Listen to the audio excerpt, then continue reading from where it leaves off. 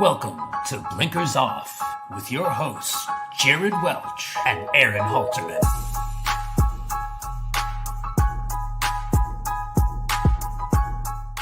Well, look who it is. I'm Jared Welch, he's Aaron Halterman. It is Thursday, May 29th, and this is Blinkers Off. What is up, dude?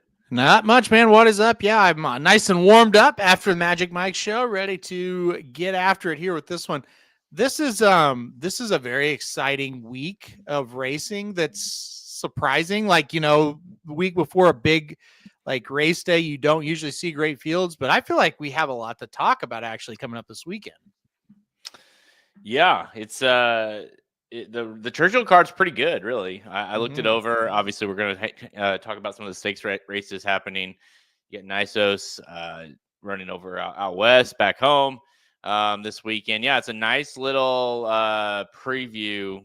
I mean, let's be honest, very much an appetizer compared to what we'll have next week. But for what we're, last weekend kind of felt like like let's just freaking get to the Belmont, please. Definitely.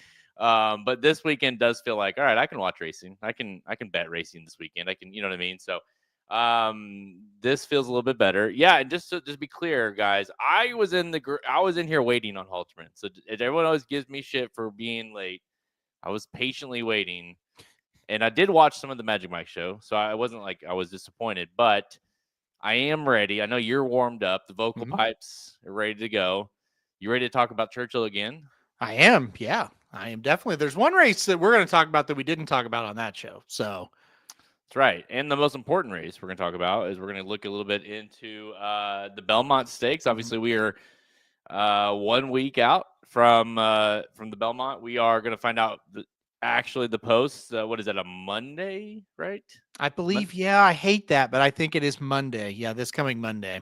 Okay, so, really, it's even though that's sucks that it's Monday, but you at least hopefully we'll have a better, gauge of who's running. I mean, and all systems do seem go for journalism. I meant to, I didn't have time, so I wanted to kind of research this. Like, when was the last time that we had all three, not just the top three from the Derby? I know that's not like totally rare for the Belmont, but when was the last time we had the top three from the Derby as well as the the two winners of each of the first two legs in the Belmont? Like, that just seems like a very rare situation. And maybe it's not, but in my mind, it feels like to have the top three, also the two horses that have won the first two legs, all show up in the Belmont. That's pretty rare. I'm trying to think.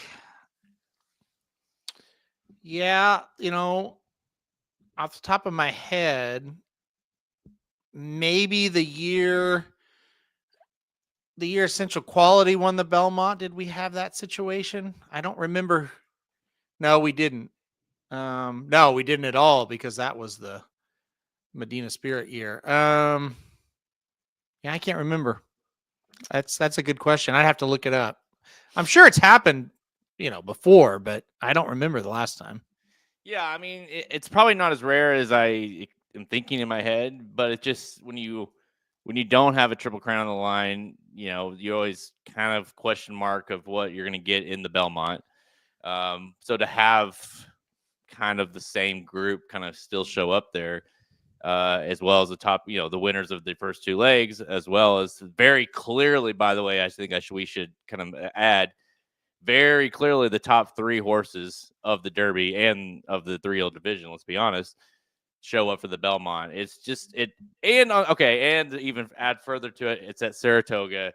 It's just going to be a big day for a race that started off a little disappointing. You're like, we're not even going to have a Triple Crown on the line, but now I think everything is like kind of coming together where this could be a hell of a I guess you want to call it like a rubber match. I don't know. Yeah. I think all things considered and what we kind of went through, if we do get journalism sovereignty baeza, and then after that, it's just whoever's there is there, but we need those three in the Belmont. I do think we'll look back and say that was a really like one of the better Triple Crowns that didn't involve a Triple Crown win or attempt, right? Because if you get a Triple Crown win, it's obviously unbelievable. You get a Triple Crown attempt, that's the next best. And then everything else kind of falls into there. And this has been a very, very good Triple Crown if we can hold that race together and get those horses. So, look, I'm excited for it. I know I'm more excited this year than I was last year for the Belmont. And like I said, it kind of, once again, it kind of hinges on journalism, just like in the Preakness. Will he run? Sounds like, they want to, and it sounds like he's doing fine. And if he does, then all of a sudden we feel like, hey, this is good. This is what we want to see. Yeah, it's I have the wrong thing running on the bottom. I just realized that. So that's not what we're talking about today. Well, some of us were ready. Apparently I was not the one. So this is the one. There we go. But no, listen, one thing I wanted to add, I saw it in the comments. Get a good shout out to Clement, who passed away over the weekend. That was surprising. Not a lot of people knew that he was even sick. Friend of the dudes, I'd say, we didn't really know him that well, but, Slim had interviewed him over the years many, many times as part of the Racing Dudes. And he was always real good to give Slim interviews and that kind of thing. So, have you heard? I don't know. I haven't really researched it or anything. Do you know, is the son taking over training? Is that what it is? I assume that's kind of always been the plan, but I didn't know if that was something that you've heard yet. Yeah, this was horrible news. And I don't think hardly anybody knew about his situation. I certainly didn't at all. And what just a gut punch to learn about that. It's awful. One of the nicest guys in racing. And then to have that happen just out of the blue like that. Well, I guess it wasn't, but for most people it was. It's just really, really sad. As far as what's going to happen with the stable, yeah, Miguel's going to take over. I read that the horses will be running under his name starting at Saratoga, so starting Wednesday. So Miguel is officially going to take over, and then Christophe said what a letter he wrote, to kind of the going away letter in a brutal, weird way, but like he said, hey, this has been actually something that's been in the process for a while now, where he's going to take over the stable. So, and it sounds like the top assistant for Christophe Clement will now be working for Miguel. So it sounds like, life goes on as far as the horses in the horse racing stable, but what a loss that is for racing. I mean, just one of the good guys, Christophe, one of the good guys, one of the better trainers, period, let alone turf trainers. Anytime he had a horse running, you knew that horse was live on the turf, especially. So, yeah, rest in peace for sure. And hopefully, let's see. Let's try to look at the bright side. And Miguel's obviously been a guy that's been, like you said, has been a plan for a long time. Yep. And so, maybe having a younger, we're seeing obviously a lot of that with guys, younger trainers being in the game with success. So we'll see if he can kind of, take it over and not only take it over, but kind of keep that momentum that his dad had kind of built. So, I just wanted to mention that because he was a very cool guy for us and a guy that we knew over the years. So, but hey, let's get into today's show, guys. Let's not waste any of your any more time. We are going to look at the Belmont Stakes. It's the last weekend that we won't have the field, right? So we're going to go through and kind of give our way too early picks, as the title of the show is called, and kind of to see what horses are trending up in the right direction for this final leg of the Triple Crown at Saratoga. And then we're getting some rapid fire selections for the major greatest stakes action this weekend at Churchill and Santa Anita, including the Blame Stakes, which, guys, don't sleep on it. It's a grade 3. It shouldn't be a grade 3 if you look at it. It's a hell of a race. We'll talk about that coming up. Let's go. Yeah, cannot wait for, dude, this weekend or next weekend we'll be at Saratoga. So in the clubhouse. So if you guys saw the tweet I posted, we're working with Naira Betts over the course of the Triple Crown. And they're like, hey, we want to have you come out for the race. We're like, okay, we're going to pay you to come out. Sure. We're going to send you tickets. Okay, great. Get the tickets. It's 5 tickets to the clubhouse. Like clubhouse section, 100 yards off the finish.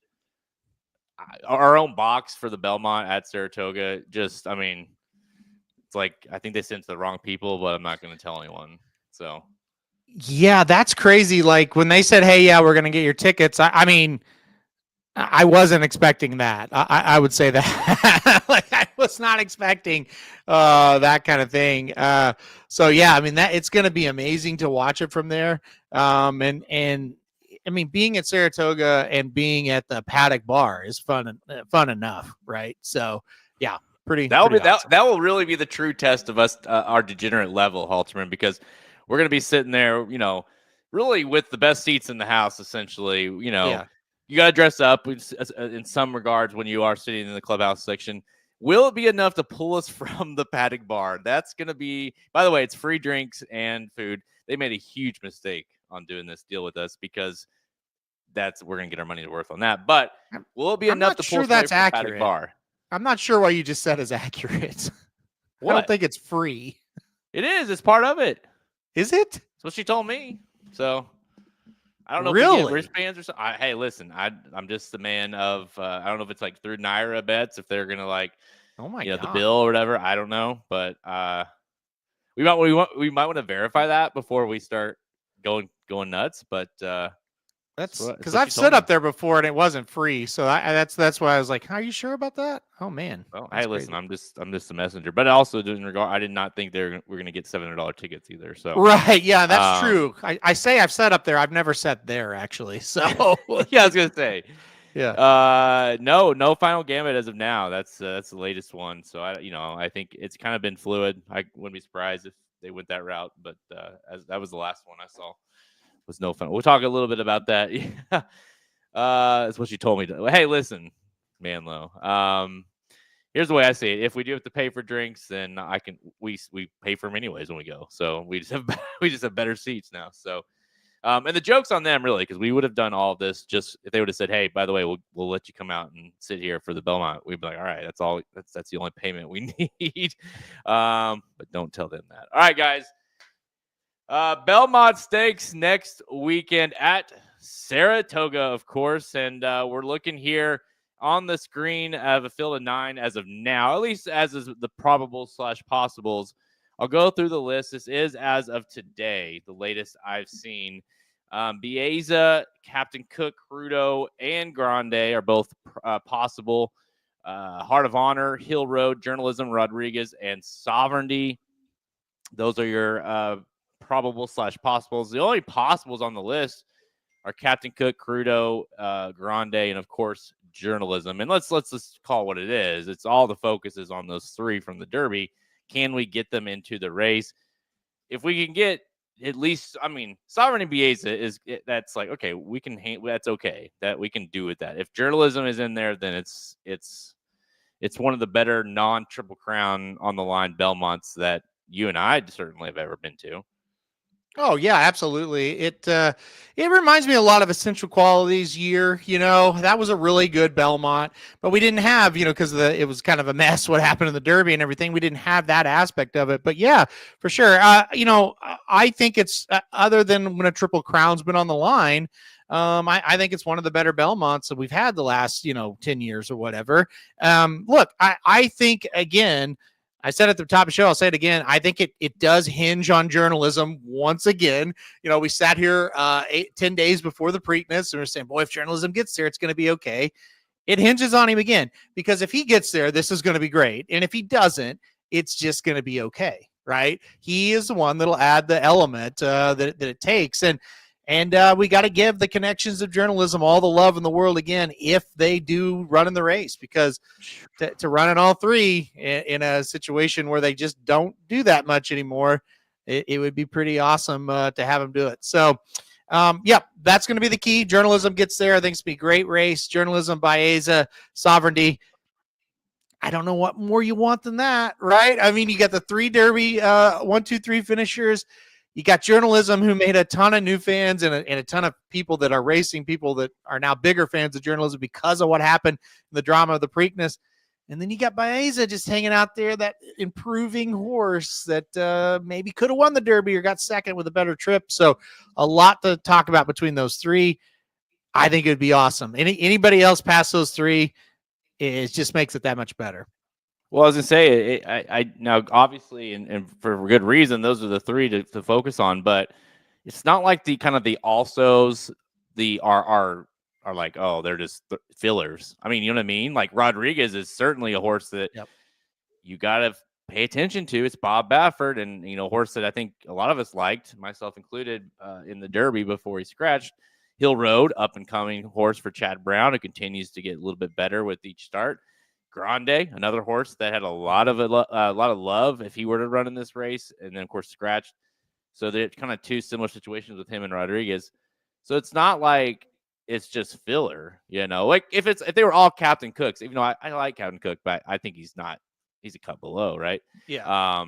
Then you'd be like, well, okay, whatever. But these are those are legit horses, or at least could be, and more than anything, Todd Pletcher, Bob Baffert, and Chad Brown all will get love from the betting public as well. So I really do think with those three adding on to the possibility of Baeza, sovereignty, and journalism.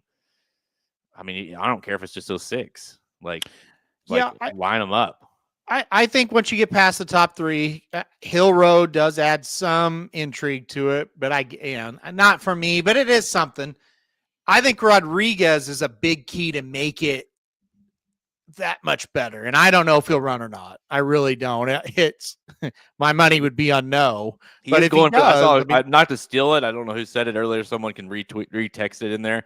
Yeah. But someone said he's going for the Triple Crown of scratches. So I mean, Rodriguez is still looking for that last final scratch to run, which let's be surprised. It wouldn't be that surprising. Let's be honest. Yeah.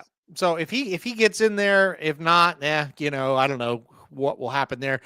But yeah, look, I really hope it's 8, but I think it's going to be 6. And I do get the sentiment of 6 horses. I don't know. Like I get it, and we talked about on the Magic Mike show to open it up.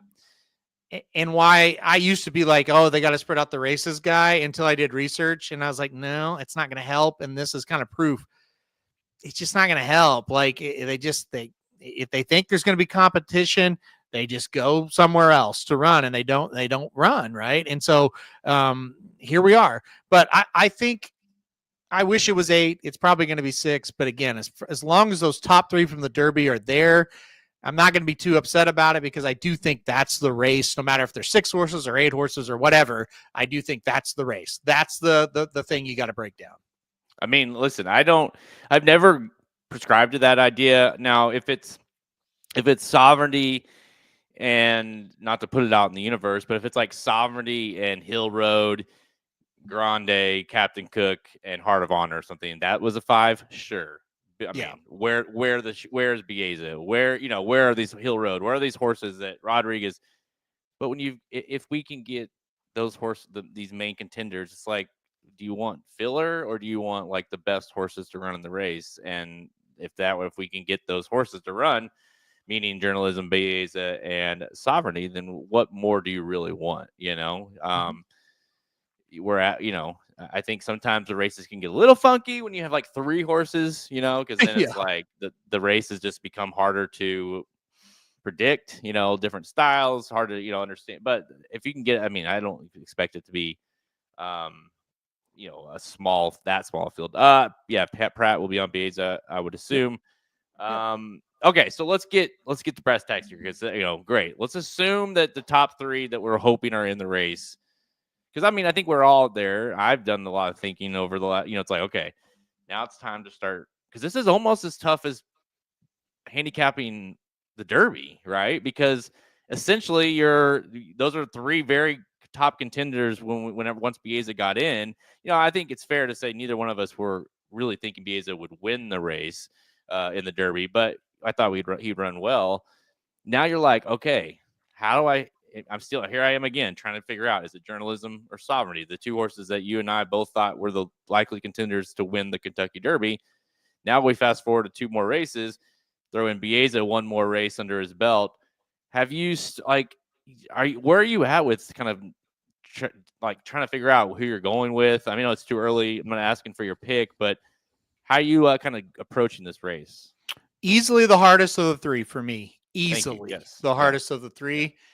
I knew I was picking journalism to win the Derby in March, and unless he did something to tell me don't do it, and he didn't. And then I knew I was picking journalism the absolute very millisecond that he entered the Preakness. So I didn't even have to look at those. Well, I mean, that's not true. I looked at them, but still picking a winner in those two races, very easy. This one, very difficult, very difficult.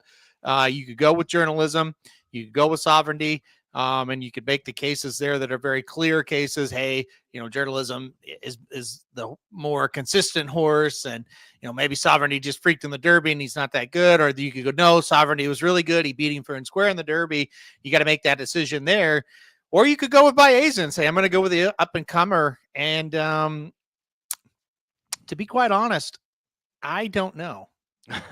Listen, I'm glad. I hate it for both of us, but I'm also glad to hear you say it, because I'm like the same. That's the same kind of process I'm going with, because it's, you got like journalism, just hats off to him, but there's no way that horse is not tired after the run he's been on, and especially after that last race, which is just insane. I have to give the connections a ton of credit, a ton. And McCarthy, just such a horseman. After all the talk of whatever side you're on with Mott and the way, sovereignty, for kind of that kind of started the conversation for McCarthy to kind of jump in basically immediately and be like, no, we're running the Preakness, and hey, if he's good, we're running the Belmont. You know what I mean? And that's really helped kind of shut down those conversations of like, hey, your Triple Crown's dead and all this stuff. Although that's a whole other argument, but you know what I mean? Like, journalism and the connections have certainly made this thing go so far. And then Baeza sitting there looking fresh, and it's like, this is a lightly horse race, period. Can he take that step up with one, he had a terrible trip in the Derby? Could he be that horse? So I'm really having a tough grasp with it too. And I think the last thing I'll say is we're all this talk about how great journalism could be. And, if he were to win this race and he lost, he could have won the Triple Crown. Maybe he should have, and then you could, but let's stop and say, hey, what if sovereignty wins this race? What if sovereignty won the Derby, skipped the Preakness because of no reason other than just to skip it and will rest, and then won this race? And then you're sitting there talking, how good could this horse have been? Could he have won the Trip? You know what I mean? So I think you're kind of disregarding, at least I was kind of internally, kind of like, I was talking about journalism. And I'm like, what if sovereignty wins this race? Then all of a sudden it's like, damn, this is a really nice horse. Mm-hmm. Yep. I mean, that's where it's at for me as well. It's like, wow, we have a very, very, Baeza could win and we have three different ones, but we have a chance for the first time in a while to have two legs, like a winner of two legs, of this thing. And that hasn't happened in a while. I think, Justify, I think, was the last time it happened. And of course he won three, but look, I hate to, at this point, it's just like the first thing you have to do is you got to know, okay, who is actually running, because it is so important when you handicap a horse like Sovereignty. No matter how good Sovereignty is, which I think he's good, the pace is always going to really hinder him or help him one way or another. And in the Kentucky Derby, he got that pace. It just doesn't look like on paper he's going to get it here. And so there you go. Ooh, that's a big worry. But I don't want to say, hey, I can't go with him because I don't know about the pace, because we just don't know who's going to be in it yet, right? So so that is a worry for me, though. If they go 48 and those horses are kind of cruising in front of him, we've seen him get beat in those situations before. It's not far-fetched, right? And then you go, okay, well, I think journalism, if the pace is slower, I think that will kind of be okay for him. I think he'll sit in a decent spot. But then the question goes, okay, third race in 5 weeks, is this the race he doesn't fire, especially after what we saw in the Preakness? Maybe he's a little tired. Uh-oh, now what? Who's actually on the lead? Yeah. If Rodriguez isn't in the race, is Baeza on the lead? And does Baeza go 48 to the half and just cruise on and win? So I can't give you anything until I know the field. And, luckily you'll have a video out next week with the picks. But right now it's just like, I really don't know what to do with this group. The horse that fits my kind of profile for, how I tend to, other than when the horses running for the Triple Crown, kind of that typically fits my profile of horses I really like in this race. Is Baeza, meaning a horse that ran in the Derby, ran well, had some trouble, whatever, immediately said, we're going to the Belmont after this, prep for that race, boom. And that's always kind of the traditional Belmont type horse, not just for me, but, for a lot of people. And so it makes sense, right? If Baeza had that rough trip, Drew was way outside, clearly was a horse that, was up against it from start and really ran really well. All things considered, that he certainly, to me, is the horse out of the three, that you would kind of could see like making that one more step up. You know what I'm saying? Like Sovereignty may have made that step in the Derby. Journalism has just been just as steady as they come. It doesn't really have a step down, but kind of just doesn't really have that big step up either. You know what I'm saying? And then Baeza certainly, feels like the horse that could make that transition one more step, has that one more step up in him.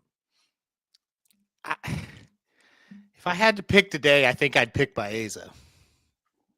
I really do. So I what you just said, how you laid that out, I agree with 1,000%.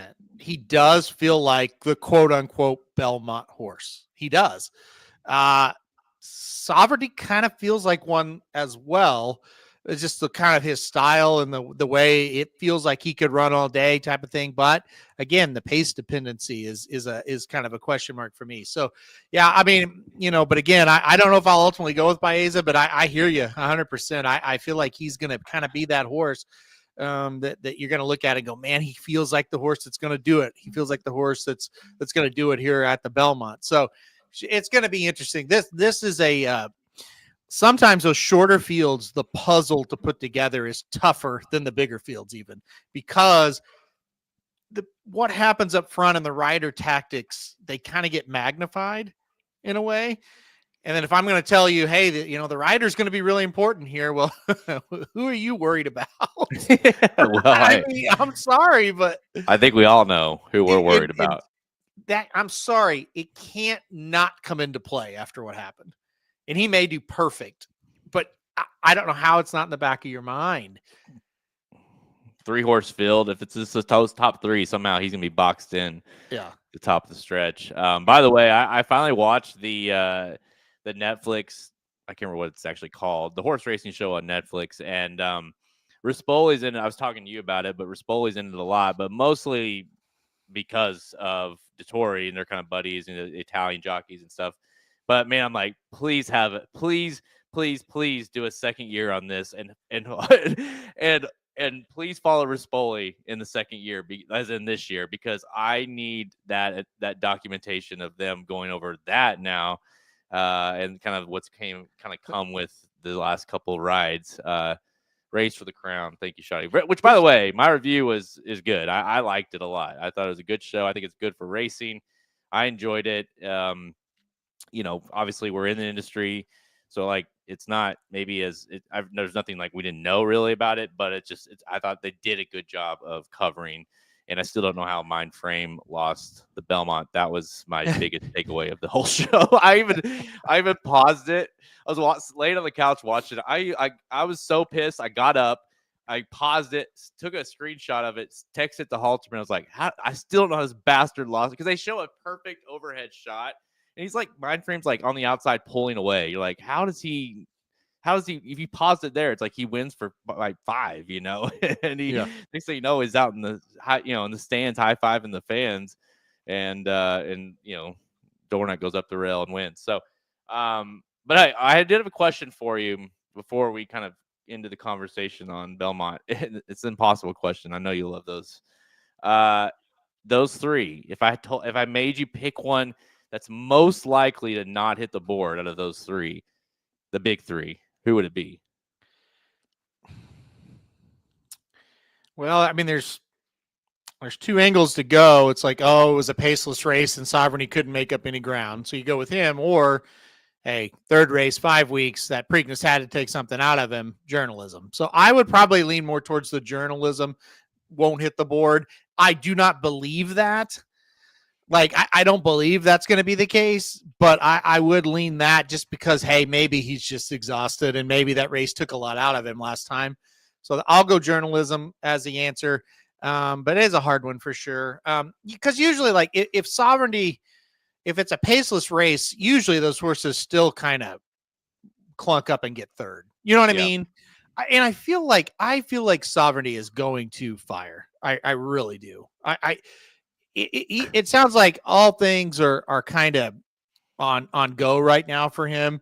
It sounds like he's doing really, really well. So I think he's going to fire his race. It's just going to be, will it set up for him? And, we'll see what happens. But I would think journalism would be my answer. Yeah, it's gonna be interesting too. Like, it's gonna be interesting how these odds are bet and morning line / how the odds are actually bet. It's also gonna be interesting the for us, especially making the picks and how to bet the race. Because if you think that all three are gonna fire, and even if it's like journalism's not gonna fire as full, but he still thinks it's better than the rest of the field. How do you make money? Could you have to key baeza on top and then you play Sovereignty and journalism in second and you just pound the shit out of it? Do you just go bold and say, you know what, I'm doing cold Sovereignty over baeza or vice versa, whatever it is? I do think because of how, maybe you don't overthink it too much, meaning like, hey, I can't play these three because it won't pay anything. So I need to like put in Hill Road and take Sovereignty out or whoever you don't like. There's a little more angle to this thing that, could make it a little more interesting as far as betting goes. So, and then it's okay. Let's try to play one that's not these, and who's that going to be? And that's a whole other thing too. Well, yeah, it'll be one of those where you're like, you were right. You knew journalism wasn't going to fire or whatever, and you used Hill Road and Crudo is in the horse is in the top three or whatever. And you're like, well, okay, I mean, it's an interesting puzzle. It really is. And then, like I said, a lot of people don't think Rodriguez is going to run. And again, my money would be on no. But if he does, and let's pretend he's healthy, right? Because if he runs, he's healthy. You just have to believe that, even though it may not be true. What if he's out by himself like he got in the Wood Memorial? Like, can he not take it all the way? I think he could. I don't see. I mean, yeah, for sure could. I mean, if he's in the race, at the very least, it's like you got to stop and think a little bit about it. I still have my questions. Unfortunately, you may not even know for sure if he's going to run until he wasn't on the plane on Thursday.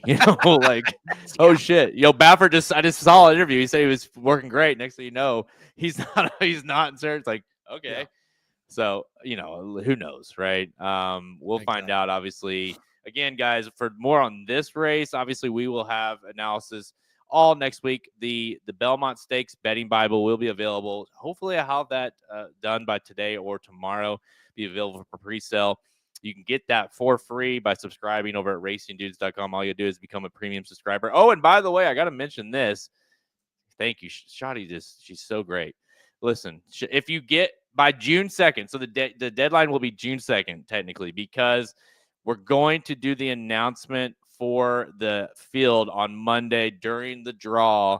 When we're live for the draw of the Belmont, we will also do the announcement just like we did last time.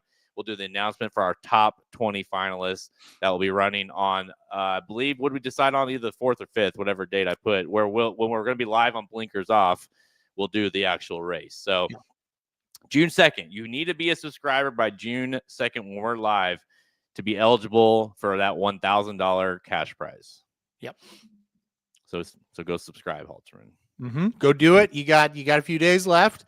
And like I said, that was so much fun. We had a great time with it on Derby weekend. So we're going to do our Derby week, I should say. So we're going to do it again. Like I said, and it'll be the Thursday show before the Belmont. We will run the race. So it'll be fun. And we're happy to report that William B's wife spent all of his earnings and hopefully your guys' wives, girlfriends, husbands, whoever, will spend yours too. So make sure you subscribe and get eligible to win that thing. Coming up next week. I don't know for sure that she did, but I know that he was afraid for her to find out about it. So yeah.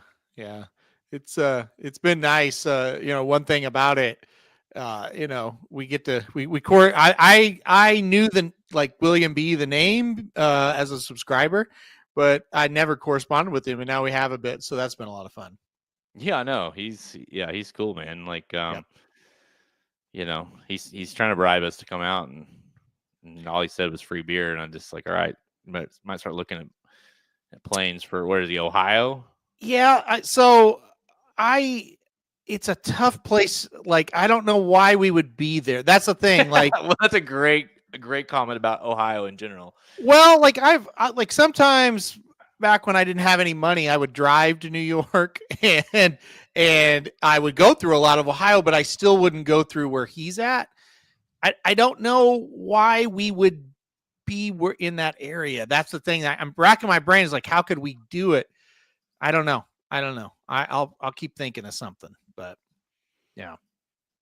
Yeah, the Ohio Derby is near and dear to our hearts. Maybe we should go to that.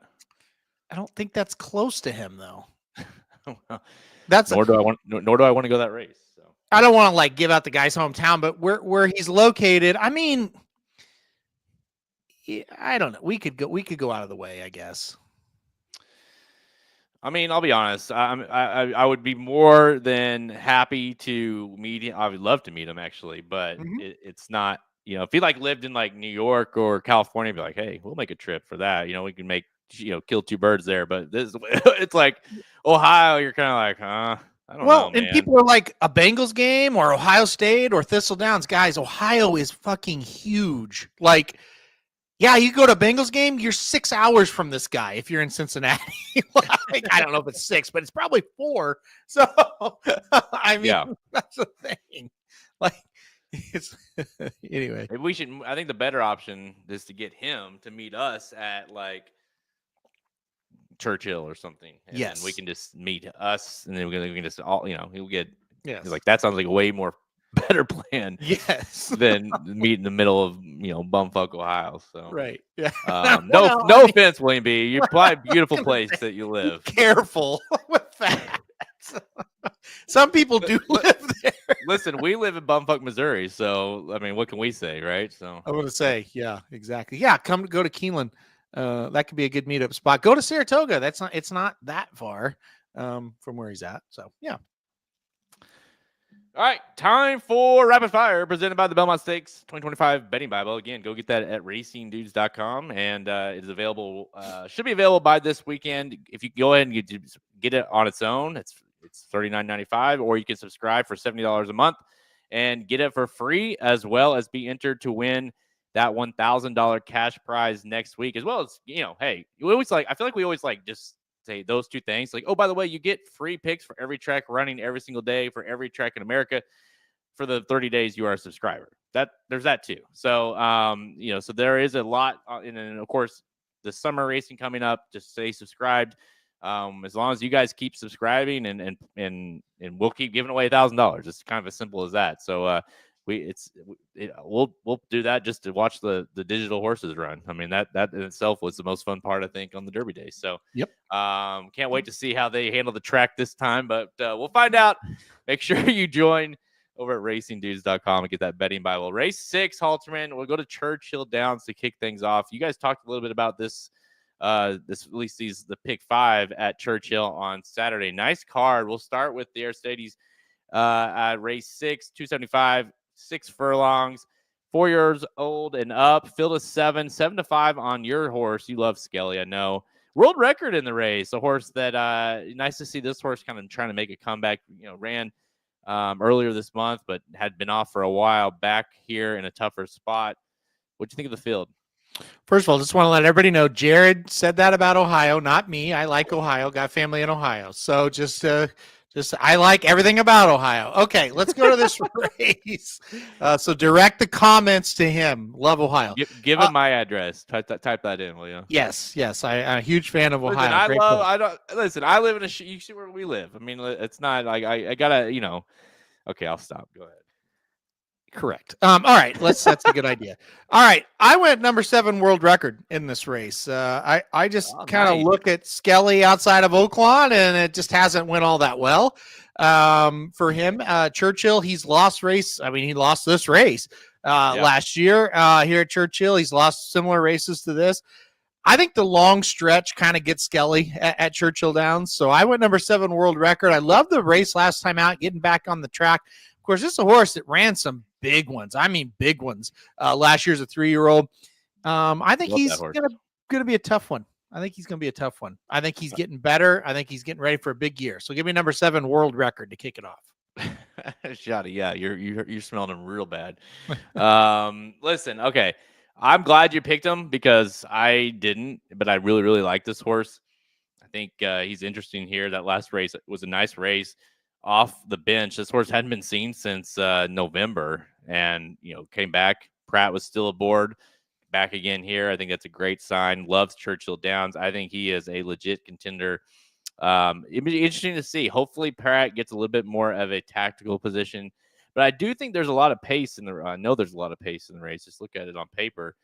And so for that reason, I kind of opting to go with a horse that I believe does his best running. Not only does he like Churchill, he likes the distance, but a horse that I believe will be able to sit off, and and that is number 3, Giant Mischief. I like this horse here for Brad Cox. Irad Ortiz has the mount. Rode this horse once, was it 2 years ago in the Rebel, I believe. But past that, this is a horse that, since kind of getting to this distance, it's been pretty solid. Broke through a few times last out, but look at also the running lines. Mindframe last out and the Banishing night. We'll talk about those horses coming up. Got beat by Booth, 2 back, who came back and looked awesome. Last out, 1, and then the 2 races prior. In the Malibu, got beat by Speedboat Beach and Hijazi. So it's like a horse that's keeping pretty good running lines. I think if the pace is there, Giant Mischief will come running and just see if he's good enough. But I'm going to take a shot with the 3. I really do like your 7 world record. You remember that horse? What race was that? He just freaked. It was like it was Amsterdam. Remember that? Oh my gosh. Yep. Was that the race that it had rained some and then it no, maybe I'm thinking of a different one. I don't think it rained, did it? I can't remember. Maybe not. But yeah, he just absolutely ran off the screen that day. All right. So you're going through 7. I got the 3. Let's go to race number 9. That is the Arlington Stakes, grade 3, 275K, 116 miles on the turf for 4-year-olds and up, field of 9. Lined up here. Halterman, where are you going? I went number 9, Brilliant Birdie, on top in this spot. I really like what this horse has done. Look, a lot of speed, I think, in this race, or at least the potential for speed. The horse will come off of it a little bit here, talking about Brilliant Birdie. So really, really like that. Exits one of the weirdest races of all time, the Muniz Memorial Classic. That was 2 races back, I should say, at Fairgrounds, where a monster price won, and all the horses behind that monster price have been coming back to run well, including the favorite that day, Spirit of St. Louis, that came back to win the Old Forester Turf Classic, the race before the Kentucky Derby. So it was just a weird race. That was the first race off the layoff. Second race was here at Churchill for Brilliant Birdie, and I was able to get the job done in the opening verse. Beat Laganos, beat Major Dude, a horse I liked quite a bit. So I like Brilliant Birdie in this spot. I think he's awful tough in this spot. Hopefully, if the pace kind of sets up, Brilliant Birdie will be the one to mow him down late. I wanted to say real quick, CSJ.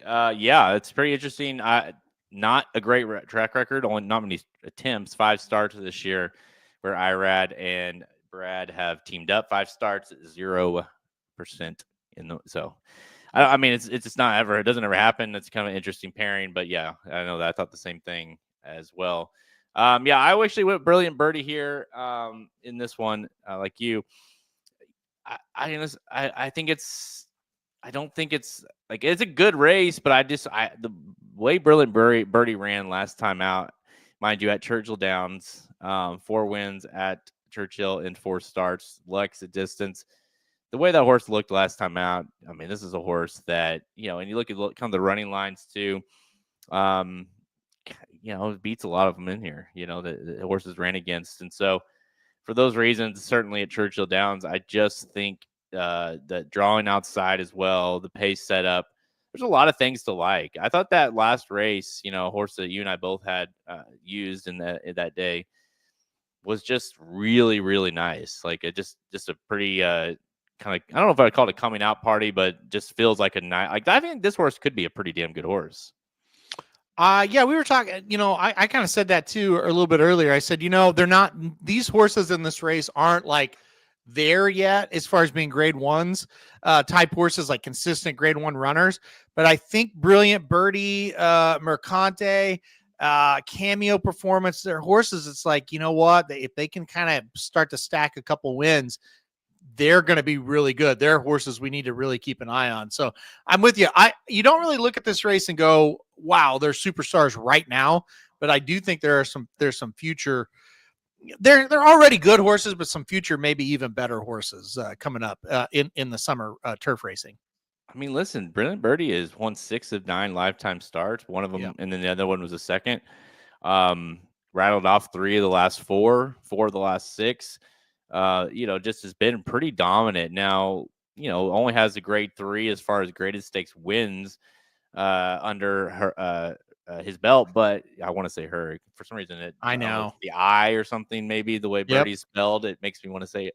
Anyways, but like you said, it certainly feels like a horse that's on that trajectory, and obviously this feels like that next step up from a listed stakes to a grade 3. So we'll see. Let's go to the main event on Saturday. This is a hell of a nice race. Race 10, the Blame Stakes, 275K, 1 1/8 miles, 4-year-olds and up. And it's a field of 10. And dude, I'm a little surprised, honestly, just as we'll kick things off here with the morning lines. Definitely didn't think Post Time would be 3-1 favorite, 7-2 on Most Wanted. I do think that horse will go off the favorite. How about the Derby winner? Last year's Derby winner, I should say, Mystic Dan in here at 4-1. Maybe his form is finally coming back around. And then Banishing, a horse, Hall of Fame. Banishing, just like this weirdo horse that runs in every distance and every track and somehow runs well. And Antiquarian, a horse that had a lot of hype last year at the end of the Triple Crown season and ran in the Belmont.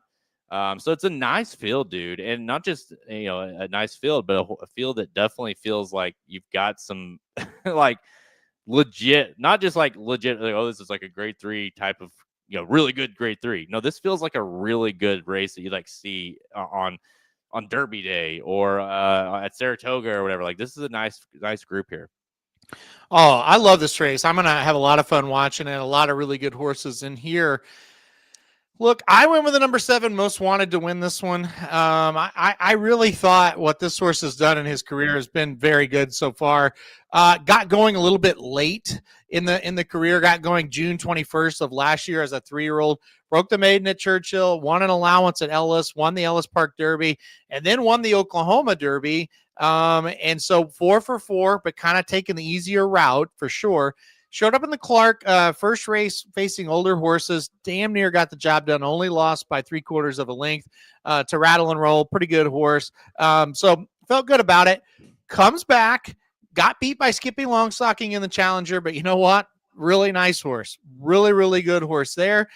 And then last time out, and we talked about it, it looked for a second like Most Wanted was going to beat Fierceness. And he couldn't do it. He couldn't hold him off. But boy, did he run really, really well. And I just looked at that race and said, if he can do that here, he's got a big time shot to win. So I put Most Wanted on top. Banishing, really wish they would have went to the Met Mile. Really, really wish they would have went to the Met Mile. I think Banishing is the best horse in this race. But boy, those races, when he goes further than a mile, he doesn't quite look as sharp. So I'm a little worried, but I do think he is the best horse in the race. So I had Banishing in seconds. But anyway, Most Wanted, that's what I put on top. I mentioned the Banishing and Nisos mindframe last time out. That the Churchill Downs race is going to be I'm very interested to see how those horses come back out of that race, because that just felt like a slugfest, just a throwdown in the track. Maybe it was because the track was as bad as it was, but Man, those horses it was like a blanket finish. They all ran their asses off. And you kind of wonder, how are these horses, and we're going to see a couple of them here this weekend, how are these horses going to come back out of that race? Are they going to need one, so to speak? And so, yeah, Banishing, I mean, look at his form. Everywhere he goes, he runs in graded stakes races, basically. He runs at a mile. He runs at 7 furlongs. He runs at a mile 16th, runs at a mile 8th, runs at 6 furlongs. It's like, what?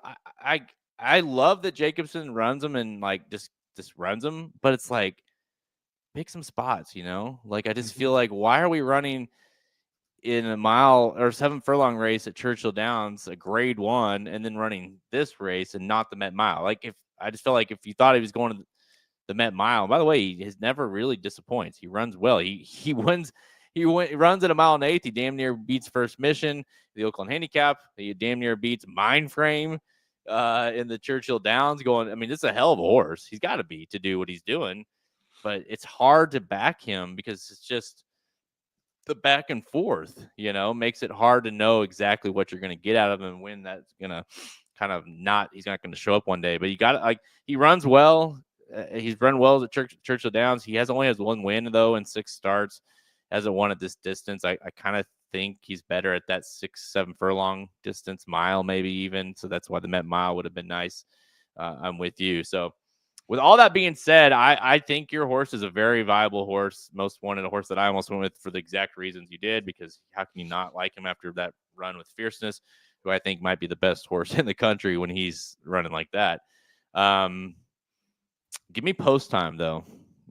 Post Time, for me, this is a horse that, I feels like is going to be the biggest benefactor to what I am seeing on paper as a big time pace setup. And he runs, look at the way this horse runs. He won last time off the screen. Of course, that was Laurel, but in the cigar, his issue is he doesn't like to win very often. So that's your concern, right? You could see Most Wanted flashing and Post Time, guess what? Running second. That's my concern with him. But I need the odds to float up. But every time, the Dirt Mile, runs second. Grade 1 Dirt Mile, Cigar Mile, runs third to Mulligan and Locked, who ran insane. Whitney runs third. Ran second in the Met Mile, the race we're just talking about. This is a horse that shows up, man, every time. Is just can't quite be good enough. But I do think that pace setup will help him here. And I don't think I've ever picked Post Time, but here I am doing it. Yeah, I think he'll be there with a big chance. I didn't use him in the pick 4 either, and I could come back to haunt me. Maybe if there's a scratch, I'll put him on there, but will he get second or third? It just he feels like that kind of horse when he leaves Laurel Park a lot of times. So this is a tough spot. But he's one of my favorites. I do like Post Time, but I don't know. This is a tough spot for him. It's not like, it's kind of interesting, because if you said, hey, Post Time is going to run in the Blame, you said, well, that's probably a great spot. Perfect. Like that's, yep. It's, doesn't need to go in the Met Mile, doesn't, or whatever, doesn't need to go to the Whitney, like where but then like, oh shit, look who's in it. You got a pretty nice little field. Hall of Fame is even not a bad little horse that kind of seeming maybe he's getting his shit together a little bit. Mystic Dan, I don't want to spend all my time on my pick, but Mystic Dan, he feels like that last race was way better, dramatically better than what he came back after his Triple Crown run there. Again, another horse that ran in all 3 legs, and he kind of saw what that did to him, right? Because it needed time off, and it wasn't right. Finally got him back last time after the disaster in the Pegasus, and you could have made all reasons could have been like, you know what, it's a wash, like he's washed, we can't. And you know what, Big Pete got him back. He ran a really good second to Saudi Crown, who is not easy to run down there at Oakland, going to mile 16 especially. And he looks like on paper kind of the horse that did what he did going into the Derby. So I think he's in with the big shot. Yeah, I don't think another one I didn't use, but I wouldn't be shocked at all if he won. It's a decent spot for him. He likes Churchill. He did run significantly better last time out. But I'm just afraid he's going to be overbet, and I don't want to play him at 5-2, and that's what I think he's going to be. So what do you think of? There's a few in here that are at least entered into a race the next day, an allowance race. Most Wanted being one of them, who I would expect would go off the favorite here of this race. He is the favorite of that race. Do you think that's weird? Do you think he will? And if so, like, where would you lean if, say, Most Wanted doesn't run in the race? It's super weird. I don't know why. The other ones that are cross-entered would make sense to go on that allowance. He would not. On form, he is 2-5 in the allowance race. Right. The only thing I could think of is, hey, the main goal here is the Stephen Foster. Maybe we'll run in this allowance. It'll be a little bit better prep for him, something like that. But I mean, it's a 1-turn mile.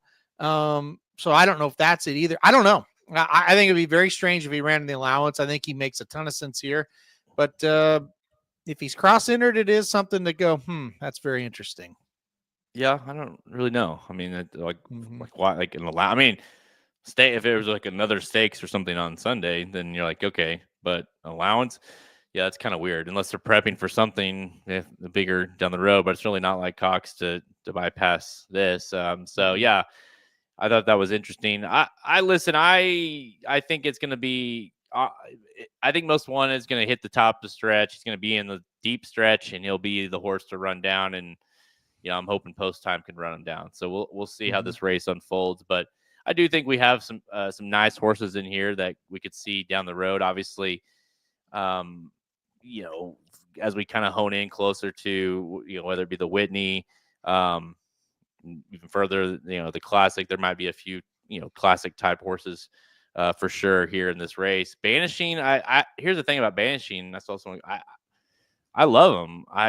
I don't like him at this distance, and I just don't. I think he needs to, like, if he was that 1-turn type specialist, I think he would be awesome. So I wish they would kind of hone in on that, but I do understand the bigger races are running like this, and he's proven that he can run well, right? Even not win all the time at this distance.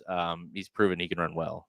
I would go to the Met Mile with him. It's just me. And I know, I totally realize there are really, really good horses in that, but my horse can run better going that distance. So, but the race he lost to First Mission, the Oakland Handicap at this distance, 1 1/8, that came back like a super ass fast race, like really fast. But then you just kind of got to say, am I going to buy that First Mission ran that fast? Or is that number faulty? So that's kind of where I'm at. And look, obviously, if Most Wanted scratches, I'm going to go Banishing, right? He's the horse I've gotten second, so I'll put him in first. But I really wish they wouldn't run here. Well, I can say this. I mean, at least not in recent form, not in the last year or so. Like, if he enters a race, now I don't care if it's at 6 furlongs or 1 1/8, he's going to show up. That is Banishing. You may not win, but he's going to give you a run, and that says a lot about a horse that just continually shows up. So, give me number 9, Post Time, Halterman for now. As long as he doesn't scratch, he's going to 7, Most Wanted. Yeah, why do you think they do that? And I'll even add to Mike's question. Why do you think? Give me like the thought process, if you can, of a trainer that has a horse like this, who, by the way, this horse, only costs $80,000, has won $1.1 million in earnings in 19 career starts, 5-year-old. You kind of feel like you've honed him in here at this point. Why not, like, say, you know what, we're aiming for the dirt mile, and this is where how we're gonna get there? Or do you think it's an owner situation? I don't know. I don't know the answer because I don't know. I know of the trainer, obviously, but I've never met him, and I don't know the owners, and I don't know. I could kind of see it at Oakland because he, in the 1/16 race, he ran really well in the Razorback that he lost. And you kind of looked at the Oakland Handicap and thought, okay, I've got the best horse, and I think we're going to be okay here type of situation. I could see why they did it. I do. I understand it. I kind of, even that race, I thought, I don't think he can go that far, but I get why you're doing it. Now is where I don't get it. And again, I believe he is the most talented horse in this race, right? And maybe they know. I mean, obviously they probably do know something I don't, and maybe they think, oh, he didn't get it that last time because this happened or this happened. I'm trying to make up things. I really don't know. All I can do is look at the form and go, well, this horse is been amazing going one turn or going 1 mile or less, and then when you stretch him out, he just hasn't been as sharp. So I don't know.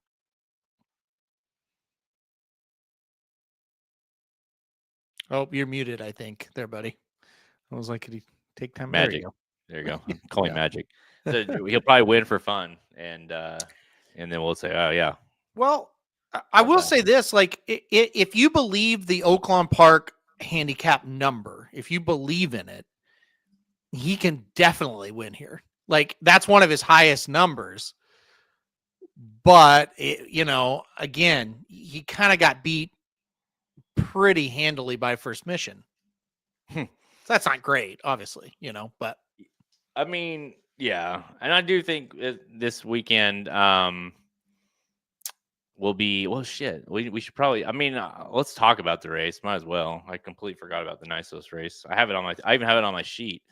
I was going to say, because, let's see how that race comes back, because that's, again, I think that's such an interesting race, how hard those horses ran. And, how will they perform after, off of that kind of test, which, you get a bunch of them running in here, running back, I should say, Yeah. Real quick, Just Steel came back and ran 8th, and Tayana Twist came back and ran 6th. Now, those were like the 6th and 7th place finishers. So, take that for what you will, but yeah, same day, guys. On Saturday, at Santa Anita, the Triple Bend, another grade 3. But you've got 7 furlongs, and then you got 5 horses entered. 3 to 5 though on Nisos, who I think a lot of us after that last race were kind of like, well, hey, we're gonna see a lot of those horses come back in the Met Mile, get Nisos back. Nisos Baffert, I should say, opting to stay out west with Nisos after a very difficult comeback race. But you got Dr. Vinkman here, I think, who's going to keep him honest. Like, I think Dr. Vinkman's a nice horse. What do you think of Nisos? I mean, on paper, it should not be much of a test, but again, you kind of wonder, what was that last race do to him off of that long of a layoff? Well, you said it. That's the worry, right? That right there is the worry. What is he going to be? Is he 100%? Is he going to pop out of that okay? Let's talk about Nisos for a second, though, because I thought he ran incredible in the Churchill Downs. He was coming off of February 2014, running on May 3rd, 2015. He was entered in a grade 1 race. He was entered in what I felt like, and many felt like, other than the Derby, or even maybe add in the Derby, but, was the best race of the weekend as far as talent, quality. Oh, yeah. He got a wide trip. He got a bad start. He didn't get any of the positioning that we kind of thought he might get. He was over a track that not only Churchill Downs, he's never been there and ran there, but over a sloppy track that he's never touched as well. He still almost won the damn thing. I thought he was fantastic in that race. Like, I thought he was the best horse in the race. Now, and that's not to take anything away from Mindframe or Banishing. Horses I like. Obviously, I just gushed about Banishing going 1 turn. Mindframe, we've liked for a long time. He beat Bookham Dano and he beat Mulligan, 2 horses I really love going that distance as well. I thought Nisos was incredible. I think if he takes a step forward off that race and they can keep him healthy, he's going to be tough to handle, right? Like, he's going to be a problem for all the fields that he faces. However, long layoff, like you said, had to run hard. What will he look like? I'm not sure. I'm taking Nisos in this race, but I could see, maybe it took a little out of him. It's just, it's like I just envision, like, it's like when you don't work out at all. I mean, I know these horses are working out, but you're not running, like, you're out running miles, and then the next day you go run a mile, you'll be freaking tired. You're gonna be sore. It's like, I haven't done that forever. how will he respond to that, especially a horse that's had trouble staying on the track? And that's going to be a big concern. But I'm with you. I thought he was amazing. Like and again, if you look at a horse that's like, hey, if there's a horse that deserves to be tired, it's probably him in that after that performance off of that long layoff. But he was incredible. And, it kind of looked like, oh, shit, there's so many, but he's like, oh, shit, he's coming, even though he's everything kind of up against it. The style is out of whack, nothing he had been used to. And here he came and just took a, crazy mind frame trip to kind of get him beat. But, yeah, that was a hell of a race. So we'll be, okay, I wanted to ask you too. I forgot. So that race, this is a horse that we don't really know a lot about other than he's got talent. Just because he's been lightly raised, but he's ran at 6, 7, he ran in the mile, then we didn't see him again. Now he came back in that race at 7 furlongs, and here we are again at 7 furlongs. Do you think that's where Bob's going to keep him? I know it's impossible, but maybe the Met Mile, he's like, hey, that's just too much for the horse right now. Off of that, off of that effort, he's going to be tired. Maybe he thought the same thing we're thinking. Hey, that did take a lot out of him, but he's ready. He needs to run, and this is a lighter spot. Yeah, I think that's what it was. Like the article that John sent us, basically Bob Baffert was saying, I want to get him back in the winner's circle, and just kind of alluded to, let's get a nice win under his belt, and then let's make decisions after that. I'll say this, like he obviously is just fine going 6, 7 or a mile. He's really bred to go longer. He's by Nyquist out of a Bernardini mare. Now maybe he's got some health issues and they don't want to take him longer. I don't know. I don't know the answer to that. I mean, he obviously has problems. He missed 455 freaking days. But look, I think the breeding tells me this horse could be better going longer. And again, like get out of the gate well, go to the front, going longer, who's going to catch him type of thing. I mean, that could be a thing he could do as well. But I don't really know what the long-term plan is. And I think it's a hard thing to answer because we got to see if this horse will stay around. That's obviously been the big problem for him. So I think this is be a nice little race. He can get a win and then you can kind of make that plan. And like, I mean, the next big race would be a race like the Whitney, but are you going to go 7 furlongs to a mile and an eighth? I don't know. I don't know the answer. I'm sure he's one for Bob Baffert that is, challenging to say the least. So he feels like he should be a 2-year-old the way he's ran. We don't. It's like I sit here saying I don't know anything about him, and he's 4 years old. And it's like he's ran 4 races, and you just don't know enough about him. But I'm sure Baffert has got big envisions for him. But it's again, sometimes these horses, especially the Bob Bafferts, because he does work them pretty hard. It's like when they run themselves into injury, because they're so fast, because Nyquist is so fast. And so, the muscles and all these things, like he literally works them into an injury. And so he's obviously one that's very prone to that. CSJ, mindframe and fierceness, right? Both pointing, at least as of now, I don't know if he's going to run them against each other or what, but to the Met Mile. That's going to be very interesting decision for Rapoli. Is he gonna run them both against each other in the Met Mile? I don't know why you would, but maybe. Look, I think. I think Fierceness is better than Mindframe, but we do kind of have you always have that in the back of your head. Man, maybe Fierceness won't fire or whatever. Even though I think that's got put to bed now. After the string of races he's put together, I do think Fierceness is a little better than Mindframe, but yeah, it'd be a hell of a race, especially going a mile. It'd be a hell of a race. I don't know why you would run them both, but he sure as hell may do it. Just better. He's done it. What did he do it? In different circumstances, obviously, but it's not like Rapoli's afraid. He runs his 2 horses multiple times, right, against each other. Like it's not. He did it with Nest and Modonegal that day, and they ran 1-2. Hell, you might be thinking, hey, well, it was a run 1-2 in the Met Mile. And he could be like, hey, Fierceness is going to be going towards this, and that's the other tricky thing is if you legitimately think both horses, I think the jury's still out. Fierceness certainly can go the distance, but Mindframe might be more of a 7 furlong to miler, and maybe their paths divert after this race where Mindframe stays on that route, and Fierceness State goes more towards the classic route, so maybe just the alignment right now, it's like, hey, they're both doing fantastic. I think they both have a shot to win. One of them go to the lead, the other one can be right off of it. So I don't know. I mean, listen, good problem to have, I guess. You have two absolute dogs in your stable to be like, hey, I think both could win the Met Miles. Run them both. Do you think one of them wins? Like, not hold you to that really, but do you think one of them wins? Yeah. Like, you don't think Wyatt Abario can win, or I don't know who else would be there. I mean, I think I don't want to say that he can, because I think he's shown. I mean, obviously Wyatt Abario is really good, but man, yeah, I got those feels when Fierceness is Fierceness, he is untouchable.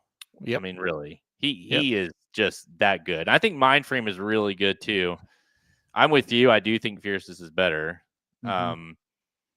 That day when Fierceness won at Churchill, his last start, it's like, damn, man, this horse is he's really good. Yeah, I'm with you though. Like, maybe in a mile, maybe that can even the playing field or whatever for mindframe, or maybe we're wrong. Obviously, that could happen. But I do get the feeling that Fierceness is kind of a little, like, honestly, like, he put that Derby to rest, and he has been a monster. Like, the race he lost, the Breeders' Cup Classic, he ran incredible that day to hold on after that pace. So I think he's the best horse in the country.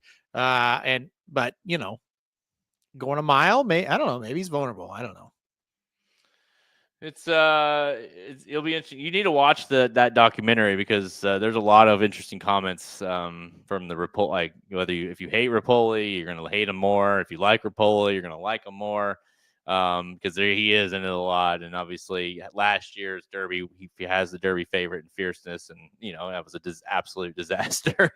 And they don't, and then they follow the mindframe next up in the Belmont, and of course he didn't win, and so it was kind of a brutal Triple Crown, to be honest, for Rapoli, but it kind of shows the Shoddy loves Rapoli, by the way. The show actually changed her mind about Rapoli. She likes him now. So, wow. I thought that was interesting. So, wow, no comment. I think I don't know. I've never been so frustrated with a horse in my life than Fierceness. But I've never also seen that horse flip it to where it's like, oh yeah, I can rely on him now. Like, I singled him on Derby Day, and I made a large wager on him on Derby Day, because it's like, no, can he's you imagine proven doing that last year? Like, right. After that race last year, the Derby's being like, hey, you're gonna single this horse, down the road. You're like, I'm not either. Absolutely no way. But that's what I mean. Like, I've been frustrated with horses in the past. They're inconsistent. They stay inconsistent. This horse flipped the script, right? And again, maybe it'll blow up on us, but he's put together very nice races. Boom, boom, boom, boom, boom. And he's also done things that he never would have done in the past, like sit off horses, get into a fight with a horse and hold them off. Stuff that it's like, oh, he can't do it. Yeah. All those I don't know what they.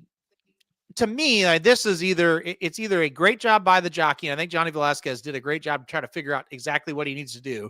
And I think you got to give Todd Pletcher a lot of credit. It's a very good training job, because whatever was the matter with this horse, whatever was happening with this horse, they got it figured out. And if you remember that feeling after the Derby, everybody just shut the door and said he's phony or he's dumb or what, or he's the big one was like he's a chicken, and I was with you on some of it, but then it's like you rarely see horses that have that kind of stigma around them flip the script like that, and that's what Fierceness has done. His last 4 races, all 4 of them have been elite performances, so they figured it out somehow, and obviously. It's such an interesting story, because they didn't even know how good this horse would be. I think they always thought he had the talent, but even they kind of talk a little bit on the first part of the series, because it kind of covers the Breeders' Cup too, and it's like we don't know what we're going to get out of him. Like we think he can win. We also don't know if he can, what he's going to do. And I mean, hell, when he won, it's not like he is old. Like he won that day. He was, what was he, like 9-1 or maybe even higher that day at the Breeders' Cup, because he was just like, I can't believe that horse won. But then when he debuted, before that, he was all the rage, and then the Champagne was a disaster, and then so he can never really I guess what I'm saying is the phoniness of him felt legit, because you're like, totally. oh yeah, like he's good some days, he's not good some days. And for you to, like, that last race, you and I were texting each other after his last race at Churchill, and we're like, man, the old, it helps that it was at Churchill, meaning the place where he lost the Derby, and it's like that horse would never have battled back last year. No. That horse would have given up 10 times in that race, and now he took pressure, he rallied, he fought, he battled down the stretch, and then he pulled away. I was like, holy shit, who is this? Mm-hmm. So we heard a lot of bullshit on him over that 6 month, let's say 6 to 8 month period where he was Jekyll and Hyde. But I brought up this comment by Manlow. It was before the Jim Dandy. Velazquez gave one of the most descriptive interviews before the race I've ever heard a jockey give. And I remember I texted you and I said, I believe him. I believe that he believes he's found it out. And you're like, what? I don't at all. Because and I don't blame you, because we had heard so much lies and just people talking shit that didn't know what they were talking about. And no offense to those people, but it's true. And I texted you and I said, I truly, honestly believe in my heart he did not lie in that interview, and he's got it figured out. And we were all like, okay, well, you got to go to the front. And he didn't take him to the front. He said, I'm gonna get him outside of all the horses. I'm gonna have him relax. It's just gonna be me and him out there, basically. And he's going to listen to me today. And he did it. And he kept doing it and doing it. So I'm going to go to the grave saying Velazquez figured it out, because I was watching Saratoga that day and he gave that interview. And it could have all been BS, but I'm telling you, he convinced me that day that he had that horse figured out. Well, and to the point of, I mean, a horse that beat him, the horse that won 3-0 of the year, let's keep that in mind. Sierra Leone made one return race, and that was like in early March or something, I think, right? Yep. And lost, and hasn't been seen since. Now, I did see the next message that he just worked on the 25th, but where the hell is he? Did something go wrong in that race? Did he realize he wasn't ready? Maybe he said, you know what, let's stop, and now we'll get him ready for Saratoga, which obviously, Chad has had success at Saratoga. So, like, do you think that's it? Like, do you think, who knows, right? Like, he was such a tough luck horse last year, meaning he ran a lot and he ran hard a lot. It's like, maybe it took a little bit out of him. Yeah. I think obviously that race at Fairgrounds was just bad beyond belief. And I think maybe there's a little something wrong with him. That's the only thing I can kind of think of with him. He's kind of like Sovereignty in a way, of just like the pace dynamics are always going to have to be there for him to be overly successful and win those huge races. And he got that in the Breeders' Cup, and he wasn't getting that in all these other races. So I hope he comes back. I hope he's ready to kind of rock for the summer. I know they were talking about the Stephen Foster. I have no idea. I don't know that that's going to be a thing they're going to try or not. But I mean, he's a tough one to figure out when he's going to win and when he's not, right? I mean, a lot of people chased him, gave up on him, and then he won. So he was a frustrating horse for a lot of people as well. Well, stop and think for a second. If we could somehow get him at least rounded into form by the time the Classic rolls around, and say you got him, you got the top 3 finishers of last year's, and obviously Forever Young has been awesome. Fierceness the way he's running now. Maybe mindframe points there, maybe not. But let's think about the 3-year-olds that we have this class with journalism and sovereignty, and maybe Baeza or whoever you like. That feels like that could be a really good Classic if we can kind of get that group of 3-year-olds that have been running so well here in the Triple Crown, as well as that older class of 3-year-olds that or 3-year-olds last year, but are starting to improve and run, as 4-year-olds here. That would be a hell of a Classic. It would be a great Classic. But it's May and that's November, and there who knows what the hell has happened between now and then, right? So, but yeah, I mean, it could set up to be really good. And yeah, look, I think you know, if we're Breeders' Cup Classic futures, I think Fierceness is the horse to beat, but I mean, that could change for sure. But I thought he ran the best race out of all of them last year, and I think if he gets a little better setup, he'll be really tough this year. So, but that's a long ways away.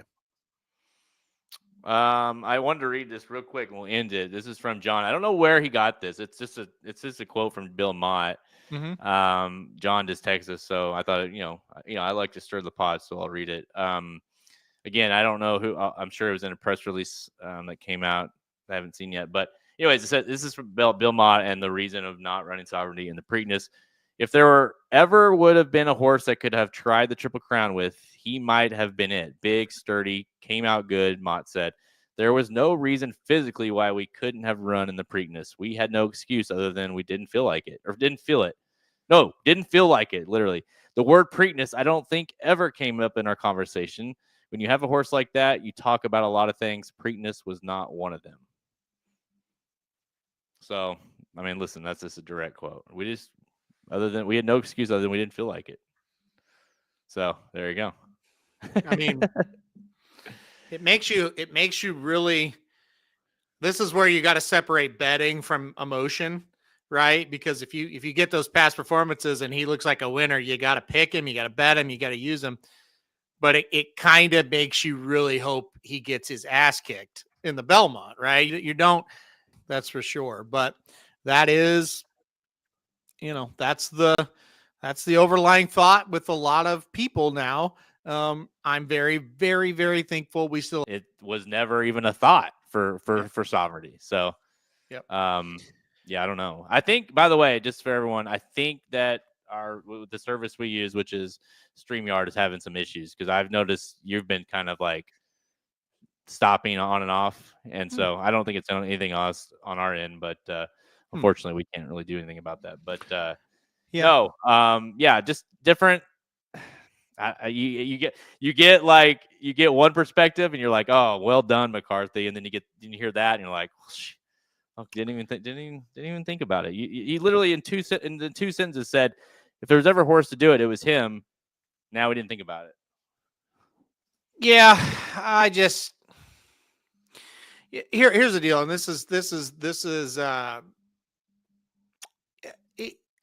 I've said it a million times. I knew right when I read the article a couple hours after the Derby ended, I knew this was going to happen. I told you, you don't remember it. You've been drinking a lot, but I told you that night. I said, that's fair. I said, I've got the Triple Crown is Dead video already ready, because I'm going to be posting it on Tuesday. You're like, oh, he's going to be there. I was like, he's not running in that race. And then you read McCarthy's and yeah, it's like, oh, for sure. Yeah, he's going to go. I have no doubt if as long as the horse is okay, he's going to go. And then you add that much more to it. And that's why we got to keep patting McCarthy on the back because, and the connection and the owners, give the owners a lot of credit too on this, because right after the Preakness, whether it was when I was talking to Samich or when I was talking to you, we both all three of us, I should say, said, I don't blame them. They shouldn't even go to the Belmont after what just happened. That's going to take a lot out of them and blah, blah, blah. And immediately when I read that first article, I said, they're going to run. As long as he's healthy, they're going to run. That's what you need. We need more of that. And those guys have done a big, big service to racing, just like Kenny McPeak did a big, big service to racing last year, running Mystic Dan in all three of those races. Yes, he lost the Preakness, but still, when the Derby winner and a horse that was second in the Preakness shows up for the Belmont, it means something. Yeah, maybe he ran like shit. It still means something. And so, yeah. And not to, McPeak riding Torpedo Anna against the boys in the Travers. That was amazing for him too. But anyway, that really, I love Bill Mott, but that's a shitty thing to say. And you can't really root for those owners either if that was the case. Yeah, I feel like Godolphin and Bill Mott need some PR work done maybe and just be like, you know what? maybe don't say that. Like just like if you didn't want to, like all that's fine. Like it's your call. Like I don't agree. I hated it that they didn't, but maybe don't say it. Maybe especially don't say it like we didn't even cross from. It was just such a weird way to say it all too. It's like we give a shit about that race. What do you mean? I don't even think about it. So just that's a guy that really made a dumb. That's a dumb. Even if that's the truth, that's a dumb thing to say. I love Bill Mott's one of my favorite people in racing.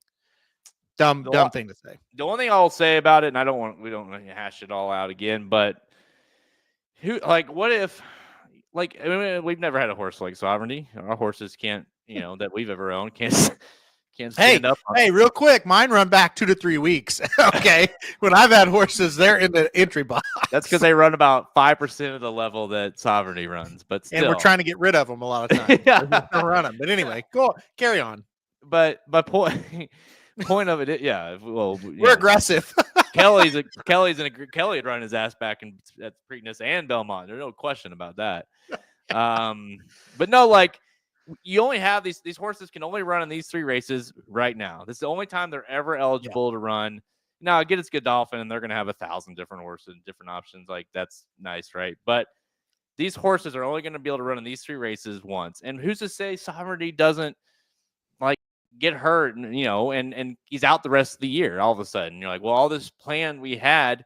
He just said he came out perfect of the race, was perfectly fine. It's like that's how D. Wayne has always said, and guys like Baffert, McPeak, we've always talked comparing him. Lucas is always famous for being like, hey, if they're good, run them. Like if they're healthy, run them. And it's like that's just my if we had a horse I'd be like, hey, if he's good, talk to the trainer. Is he good? Yeah, he's good. All right, run him. Because who knows what happens next day? Maybe they get hurt. Maybe they can't make the classic. Maybe whatever. And all of a sudden, it's like, well, shit, we had him at peak form for the Preakness, and we skipped it, and I just, if he's good, go. If not, I mean, I'm not gonna fault you if you don't think he's 100%. Don't don't be like, well, he's good, but I think he's a little tired. I don't think he can quite do it. Then don't run him. But if you think he's good, run him. Oh, I agree 100%. I agree 100%. And that's just like salt in the wound to say, boy, if there's ever a horse that could have done it, it would have been him. What the fuck? I'm sorry. What? Did you really just say that in the public? It's one thing if it's you tell your wife that, but say where everybody can read that? What? Yeah. That's crazy. And I'm with you. I'm with you 100%. And I hate that. I hate that comment. I hate that for sure. But he said it, so it's whatever. But anyway, end of the day, it was just sad and stupid. I'll leave it at that. Hey, well, shit. Imagine if he wins of the Belmont and he cruises right by Baeza or whoever, journalism, and does it kind of convincingly. And you're like, and then after hearing that wording from Mott being like, hey, if anybody could do it, as him. It's like, oh, well, he just won 2 of the 3 legs, and you buy, it's just like, oh my gosh, really? But anyways, we'll put that. Look, I understand that again. It's not important to him. Okay, I mean that's basically what he said, right? This is the winning the Triple Crown is not important to him, and all this and that. There has to be. It's a give and take, and I get you got to do what's best for your horses, and we got a plan or this, that, and the other. You don't have horses. You don't have a game. You don't have races without us, period. And by us, I mean the bettors. And bettors, while betting is the most important thing, there's also, it's a fandom as well, whether it's just the casual fan or us as fans.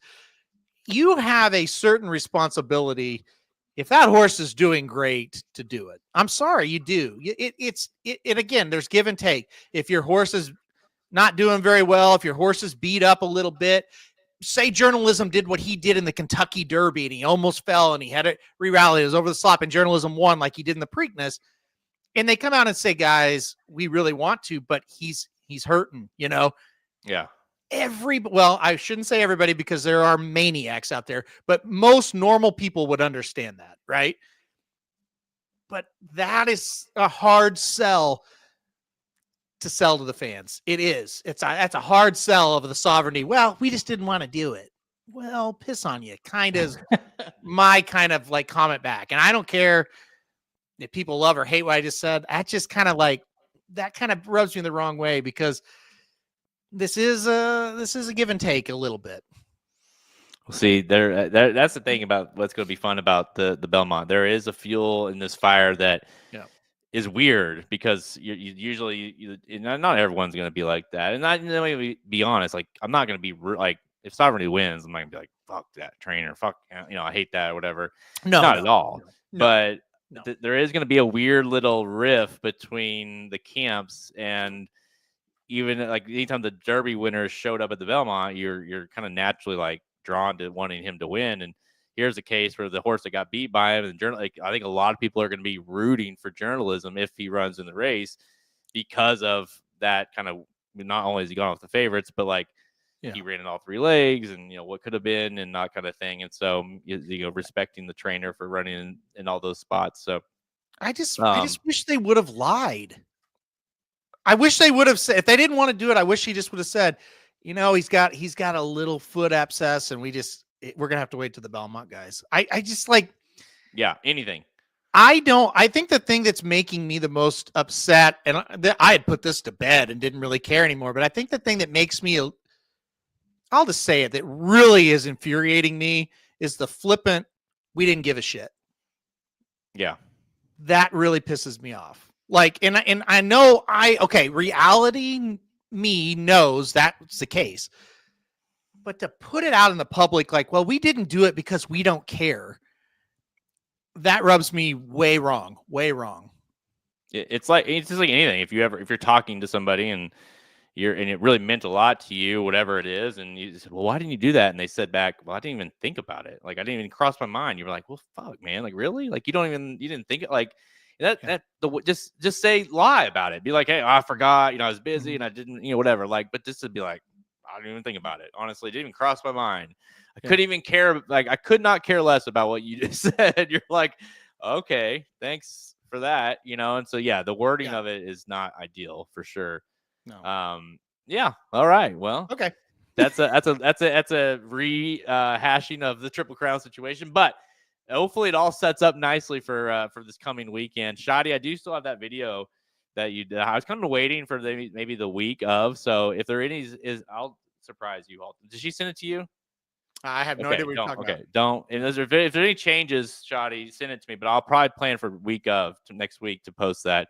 It's a cool little highlight reel she did. But anyways, okay, cool. That's a look at this weekend coming up. A little bit look at the Belmont, and obviously stay tuned next week for Belmont. Yeah, Shadi, I'm holding on to it because I think as a build up. Obviously, I'm kind of playing the fire a little bit because if he doesn't run, then it's a pointless video. But I might maybe do it like on tomorrow, Saturday, something like that. So it's kind of like a this side versus this side, who wins the Belmont kind of thing. It's cool. Not the mom. It's too bad you're not going to be there, Kevin. Yeah. We got 3 extra seats for you. I mean, 2 of them will be for the ladies with us, but. Wait, who's with me? Well, no, they're like with me, 2 of them, 2 different ones. Oh, gotcha. Okay. I was like, what? The ladies with us? I'm not. I'm ladyless. No, I got both of them. I'm like that dude that dude from Gulfstream Park. I'll come with no shirt on underneath my jacket. What's that dude's name from the show, Shadi? Lavore. That dude that always Gulfstream Park that's always got like 10 girls with him, and he's wearing glasses, and it's like an idiot. Yeah. Dude, that's Michael Ivoroni, isn't it? Yeah, there you go. Thank you. He bought into a horse on that show. Who was that horse? I don't remember, Shadi. But he bought into a horse during part of the show, and it was like if he wins I think it was the Florida Derby, or he's in. It was like a big time purchase, and the horse I don't think the horse ever ran again. Hate to see it. Yeah, exactly. Victory Avenue. Remember that horse? I do remember Victory Avenue. Yes. He bought it on during the show. He bought because his the way his kind of logic on the show is and he admits it is I don't go to the sales to find the next, you know what I mean, the next horse. I just wait till one's good and buy them or buy into them. And so, because I want to go to the Derby, I want to go to the big races. And so when this horse started, he's still an owner. There you go. They still own him. He's on the Victory Avenue. Hasn't worked or hasn't ran since, but still almost retired, I guess, as a maiden because he never won. Funny purchase. There you go. Hate to was see a $375,000.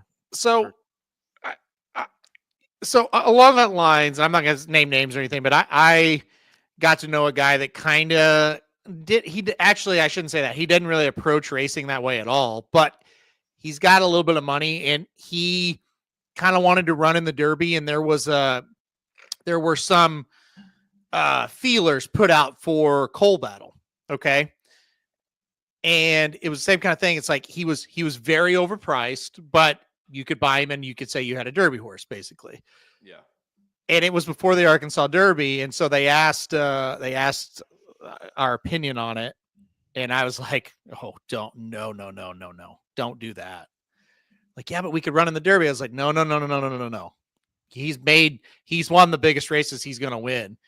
Don't, because it was after the Rebel. I said, don't. He's ready to go this way. If you bought him after he won the Springboard Mile, that's one thing. But for 7 figures now, don't do it. You're going to lose money. So, but the point I'm trying to make is a lot of times guys like that, and I'm not talking about my person I know, but Ivoroni, for example, and other people that buy into horses like that, they're way overpriced because they're chasing the glory more than the money. So these people usually end up losing money on deals like this. That's a long way of me saying that. There was an article on Pollock Report. I was just kind of Googling the horse, like, the horse is alive, right? But February 13th of this year, and it was really talented Victory Avenue makes long-awaited start. Return to action at Gulfstream. I mean, he didn't come back. He didn't, yeah. He ran. Oh, no, he did run. He did. He ran once. I thought those were from last year. He ran once as a maiden, finished second, won 27-24. So assuming, the next start was going to be whatever, the Florida Derby or the Fountain of Youth. I don't remember what it was. And then didn't race again and then ran on February 16th. How did we miss this? Because who gives a shit? Like if you hadn't watched that video, you wouldn't even know who it is. When he said the name, I was like, oh, I remember that horse. Went off the heavy favorite, got second, hasn't worked since. So yeah, there you go. Like, how did we miss this? Well, who cares? That would be my response. This is news, man. Don't give a shit. Shit, yeah. I don't like that guy at all. So what were you doing on February 16th? How did you not see this? I probably laughed when the horse lost. You're like, I remember there was a horse one time named Victory Avenue. I don't know if that's him or not. I don't give a shit. All right, guys, that's all the time we have. Make sure you check us out over the website at racingdudes.com. For all those free picks and premium selections. Again, wait for the betting Bible. It'll be available by probably Friday, let's say by the weekend. The betting Bible for the Belmont Stakes will be available, so go get that over there. You have a couple more days left. June 2nd, you need to be subscribed by Monday to get in on that $1,000. It's as simple as that. You have to be a subscriber, $70 base. It's like putting a $70 wager and maybe winning $1,000. It's kind of as simple as that, but you get stuff with it. So we're on Twitter at Racing_Dudes, Instagram and Facebook. You can find all episodes of Blinkers Off by visiting our podcast page, Apple Podcasts, Google. Anywhere you listen to, we're there. Go to YouTube and search for Racing Dudes. Make sure you hit that like, notification, and subscribe because, guys, we have a ton of content headed your way as we get closer. We'll be live again on Monday for the draw. We'll be live for the picks. We'll be live. Halter will have his videos out for the Met Mile, for the Belmont Stakes. You name it. All that will be over on YouTube. Before we leave, Halterman, I wanted to shout out. I did listen to last night. I was able to listen to your episode with your dad with Dudes Who Bet Sports with how the dude started. And if you guys haven't, go listen. If you haven't ever heard the story and you want Papa Dude being Papa Dude as well mixed in, yeah, go listen to it. Although I will say this, Halterman, I did find it pretty ironic that the interview was about how the racing dude started, and meanwhile during the interview we were getting canceled at the same time. I thought that was very interesting of how that was done. Yeah, it didn't go quite like I thought it would go. I think it like, started off stop good. saying it. Stop. I literally had to say it out loud. I mean, I don't know. But anyway, it started off well, and then it was just like, I don't know. It is what it is. Maybe don't go watch it. Kevin, you gotta watch, bro. You gotta watch. It's one of those things. Like I've kind of like I've heard from a couple people, and they're like, I mean, it's funny because it's him, and he is clueless that that's wrong. You know what I mean? Like he clearly wasn't doing anything that was like malicious. You know what I mean? He wasn't derogatory with it at all. Not at all. He didn't know that he didn't know that it was stupid to say that. Yeah. But you're just like, at first you kind of were like, it's like whenever you're talking with someone in public and someone drops a word where you're like, yeah, I wouldn't have said that, but you kind of just roll with it and be like, all right, move on. But then you keep saying it and you're like, all right, bro, time, let's, we get it. Shut up. Stop. You can't. And then you're like, yeah, but maybe don't say it live on air, kind of thing. And it's like, oh, he's like, you said that. It's like, well, I definitely didn't say that. But no, I certainly did not. But he kept saying, yeah, that's what you told me. I'm like, no, it's not actually. It's how you heard it, maybe, but it's not. But I literally, my mind is thinking, this is so, it's funny because like hearing the stories of like how we started, kind of reminiscing about all the things we kind of went through to get here, and then it's like, oh, and now we're getting shut down. I'm kind of waiting. Well, and it was like waiting for that email. There was no. I really don't think we'll get one because people understand that he's stupid more than it's. Seriously, and I mean, that's what it is. Like, I don't care to say it. Well, like, he's just old. He's just an old guy. Anybody that watched that show knows there wasn't anything to it. It was him being just oblivious to things that you're supposed to do and not do.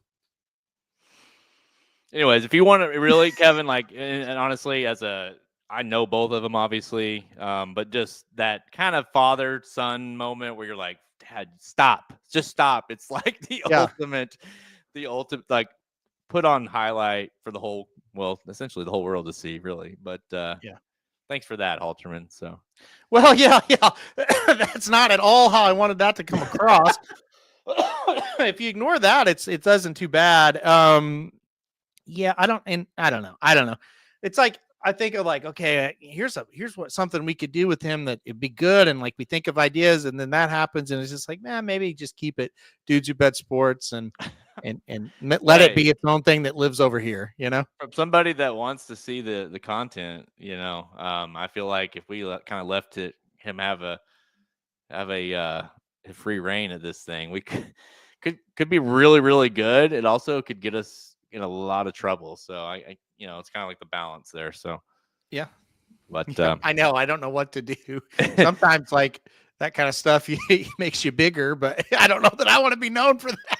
Like maybe we just have like separate of the dudes. Like it's a good idea, but we'll just keep it on its own thing. It's like. So yeah, when Kevin B found the racing dudes through that show, right? At least that's what you said. And his first comment made Papa D so mad, and he was yelling at him, and it was like he almost left. Just like, I had to tell him a few months ago. I said, "Okay, here's the deal. Stop looking at the comments because you don't understand sometimes that they're kidding around with you, and you get pissed off." And they're just trying to be funny, and you don't read it right. Yeah. I was like, Kevin is not gonna like insult you, right? Like he's there. Like Curtis Manlow's, he'll say something that's funny, and I'm laughing at it, and Papa Dude will bring it up. Curtis, you don't know shit, I'm just like, oh man. Yeah, there's been people that have said to us like that know us. They're like man, like they didn't know Kevin or whatever, and been like, man, that Kevin be like. Oh, it was like a part of the recent one was like someone like on VEASAN or something was like, oh yeah, we need to mute that guy because like he is like, and you're like, no, it's fine. It's like we know him. It's what he does. Like we get it. But yeah, I mean, if you don't know Kevin, like, and people like you, Curtis, and it's like no, it's fine. But yeah, man, well, VEASAN called me. Well, they didn't call me in, but because I don't go in. But they like after the show, they were like, so how do you want to handle this situation? And I said, well, what's the situation? You know, because I don't look at the comments. I don't care about that show. So then they were like, well, you've got a guy in the chat and it's bad. And I'm like, really? Like who what guy is it? Because again, like I don't look at the comments on that show is not like this one. I can't look. I mean, you can go see the comments, but you got to open up another browser and look on YouTube, and I don't care. And so, and they're like, yeah, it's Kevin B is his name, and it's really bad. And I just started dying laughing. Well, listen, Kevin, your work here is done. I know that's really what you're going for, and congratulations. You got the powers that be over at a major network to wonder if they need to maybe look into you a little further. So congrats. Yeah, no, you were almost banned. So I bet he's on the no-fly list too, but that's a different. I would imagine different subject. I imagine, but hey, speaking of, I hope I get my license. I haven't got it yet. Hopefully, I get it next week so I can fly with you. Otherwise, have fun. So. Got to get that damn star on my license. Yeah, I saw that. That's funny. Japan you didn't buy. It was a piece of junk. Yeah. He said that once as well. We need to one of these days when we actually have the time or / desire to do so. Really doing a like top 10 dumbest moments in Papa Dude, hit like all the little phrases would be just hysterical. But I don't think either one of us want to go back and listen to rehash those. So it's a circus every time. But yeah. I know, Shoddy. That's what Halterman said too. It's like, I saw every sign in the airport for the last 6 years. And well, hey, but to be fair, it's not really. I should have known. But like when I just got my license renewed. Like in December, my birthday, and I just assumed, I guess, that it was like a stand. Don't get me started on that. Like, why is it even a choice? Like, let's just make them all the same. Or why have one to fly versus the other one doesn't work for flying? I don't know. I don't know. I don't know about you, but the people in the license bureau that when I got mine were just like, this is so ridiculous. Oh yeah, they're just like, you want a real ID too, right? And like, yeah, I'm like, yeah, like great. I hated it. Yeah, I provide like 6 documents: my birth certificate, hair sample, blood sample, urine sample, do an eye test. You know, like, I mean, it's just insane. So I'm like, really? I just got my ID like 2 months ago, and now you're making me do all this. Did they make you do an eye test again? No, I made all that up. Okay, I was gonna say that's wrong. They should have done that anyway. A sperm sample, yes, but not eye test. That was the only thing they did. But that was just in the bathroom, like that. I think that ended up being separate. So yeah, I don't think that was part of the process. Yeah, that was the girl worked there. She told me it was part of the. I didn't know, so that's a whole different thing. So, anyways, all right, guys, we're gonna get out of here. Halterman, see you later. It's been real. We'll talk to you guys on Monday. We'll find out who's going to run in this damn thing. I'm Jared Welch. He's Aaron Halterman. Good luck this weekend, guys. Thank you for listening to another episode of Blinkers Off. Join our horse racing community at racingdudes.com and follow us on Twitter at racing_dudes. Want to make money betting horses? Bet with the Racing Dudes.